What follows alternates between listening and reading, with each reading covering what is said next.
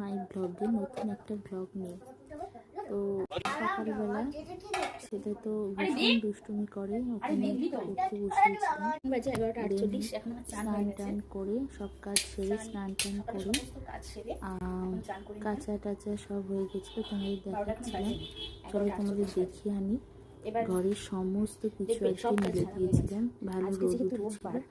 আর রোববার দিনটাই তো ফাঁকা পাই সব কিছু কাজ করার জন্য। তো সেই তারপরে রান্নার কাজ করেছিলাম। দুটো গ্যাসেতেই একটা আমার ছেলের জন্য মাংস আর আমাদের জন্য।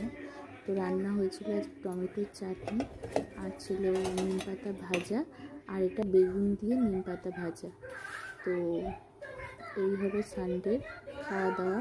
ভাত, নিম পাতা ভাজা, আলু মাখা, বেগুন নিম পাতা ভাজা, স্যালাড, আর এটা হচ্ছে মাটন, লাল লাল মাটন।